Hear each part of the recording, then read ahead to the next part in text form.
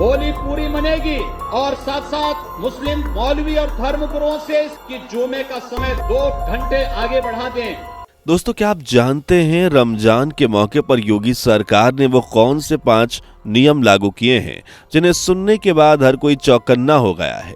और आखिर इन नियमों को लागू करने के पीछे योगी सरकार का क्या मकसद है? और अगर कोई योगी सरकार द्वारा बनाए गए नियमों का पालन नहीं करता तो उसके साथ सरकार क्या करेगी? जानेंगे इन सभी सवालों के जवाब। बने रहिए वीडियो के लास्ट तक हमारे साथ। दोस्तों, वीडियो शुरू करने से पहले आप सभी को रमजान 2025 की बहुत बहुत मुबारकबाद। ये तो हम सभी जानते हैं कि रमजान का पाक महीना चल रहा है और इसी महीने हिंदुओं का सबसे बड़ा त्यौहार होली भी आने वाला है। और इत्तेफाक की बात है कि जिस दिन होली है उसी दिन रमजान मुबारक का दूसरा जुम्मा है। और इसी सिलसिले में योगी आदित्यनाथ जी ने एडवाइजरी जारी की है जिसमें 5 खास नियम लागू किए गए हैं। आज का वीडियो इन्हीं नियमों पर आधारित है।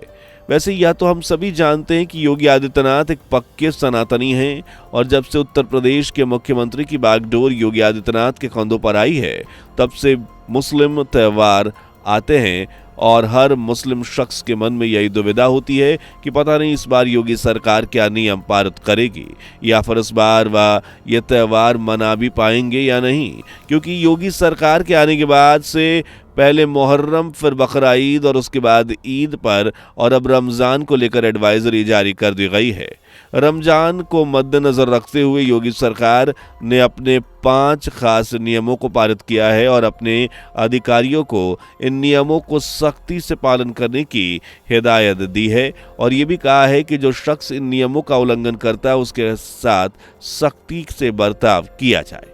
सबसे पहले नियम की बात करें तो योगी सरकार ने भीड़ को एक जगह ना इकट्ठा होने की हिदायत दी है। योगी सरकार के इस नियम का पालन करने का निर्देश दिया है और कहा है कि इस बार रमजान के पाक महीने में सड़कों पर भीड़ इकट्ठा ना हो और खास करके 14 मार्च 2025 को इस बात का विशेष ध्यान रखा जाए कि 14 मार्च वह दिन है जब हिंदुओं का सबसे बड़ा त्यौहार होली है और इसके साथ ही मुसलमानों का रमजान मुबारक जुम्मे का दिन भी है और इस दिन भारी संख्या में लोग मस्जिदों में इकट्ठा होकर जुम्मे की नमाज भी पढ़ेंगे। इसलिए इस दिन इधर उधर भीड़ इकट्ठा ना करके हिदायत दी जाए। ऐसा इसलिए क्योंकि भारत में कुछ ऐसे सामाजिक तत्व हैं जो भीड़ का फायदा उठाकर सांप्रदायिक माहौल को खराब करने के लिए योगी सरकार के ये कड़े फैसले सामने आए हैं। अपने अधिकारियों के साथ मिलकर रमजान के महीनों में उन जगहों को मॉनिटर करने को कहा है जहां स्थिति खराब हो सकती है और अगर फिर भी कोई माहौल खराब करने की कोशिश करता है तो उसके साथ सख्ती का रवैया अपनाया जाए। योगी सरकार के नियम लागू होते ही पुलिस अपनी पोजीशन ले चुकी है जिससे भाईचारे का त्यौहार होली और रमजान का दूसरा जुम्मा शांतिपूर्ण तरीके से मनाया जा सके और इस काम में पुलिस ने सेंसिटिव इलाकों की मॉनिटरिंग करनी शुरू कर दी है। नंबर 2 पर योगी सरकार ने इस बात पर जोर दिया है कि लाउड स्पीकर का वॉल्यूम धीमा रखा जाए। या तो हम सभी जानते हैं कि रमजान के पाक मौके पर सहरी के समय सुबह अजान की आवाज आती है और उसके बाद फिर नमाज होती है। ऐसे ही शाम के समय भी होता है। अब रोजा खोलने के लिए मस्जिदों में लाउड स्पीकर पर रोजेदारों को रोजा खोलने के लिए कहा जाता है।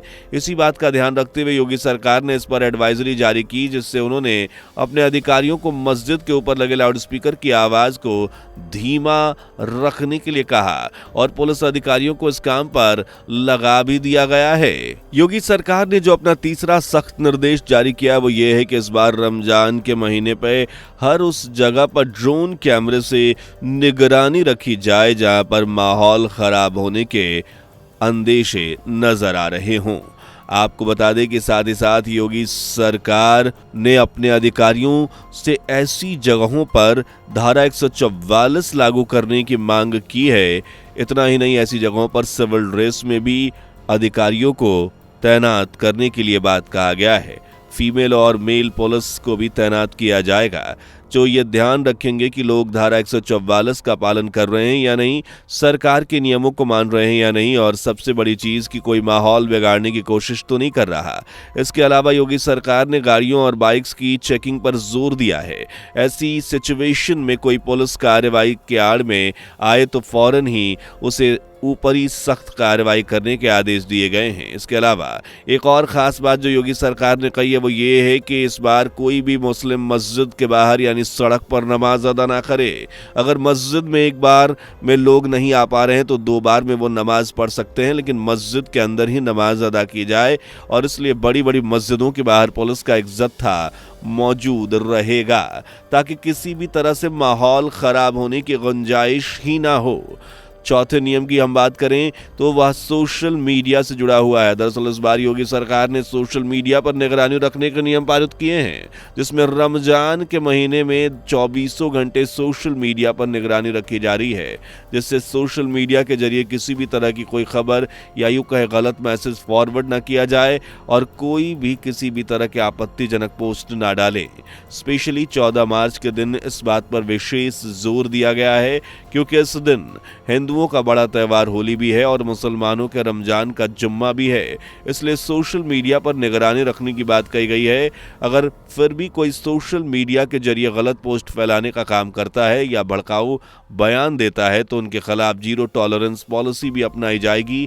सीधे शब्दों में कहें तो कठोर कार्यवाही की जाएगी। कुल मिलाकर कहने का मतलब यह है कि जो लोग माहौल खराब करते हैं उन लोगों पर खास निगरानी रखी जाएगी और ऐसे लोगों पर सख्त कार्रवाई की जाएगी।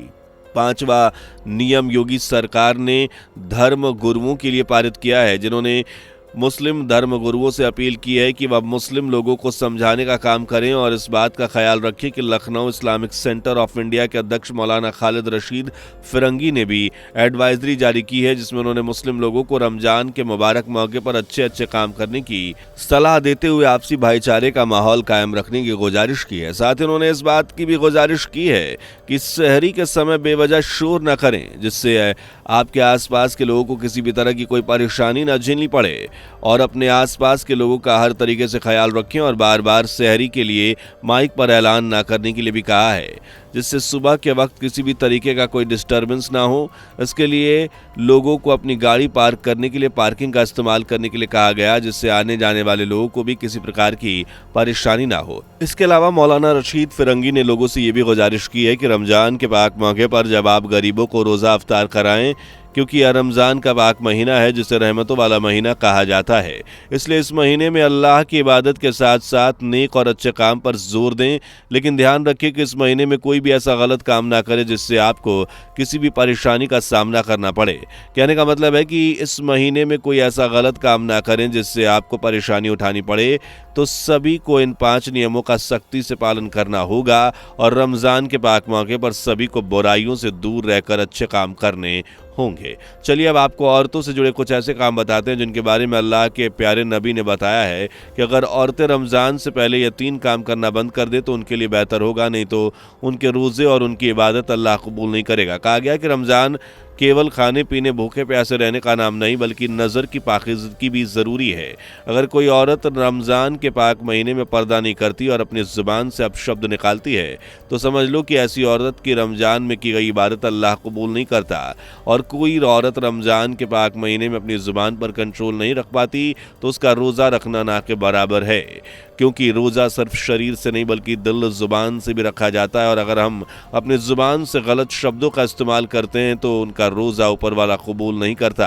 तो दोस्तों आज की वीडियो में बस इतना ही। हम आपको एडवांस में आने वाली ईद और होली की ढेर सारी बधाइयाँ देते हैं और आपसे रिक्वेस्ट करते हैं कि ये वीडियो ज़्यादा से ज़्यादा लोगों को शेयर करें, जिससे वह योगी सरकार के नियमों को जान सकें और इसी तरह की नई वीडियोज़ के लिए चैनल को सब्सक्राइब करके बेल आइकन को प्रेस करें। दोस्तों आपको स्क्रीन पर 2 और वीडियोस दिखाई दे रही हैं, जिसे देखने के लिए स्क्रीन पर क्लिक करें।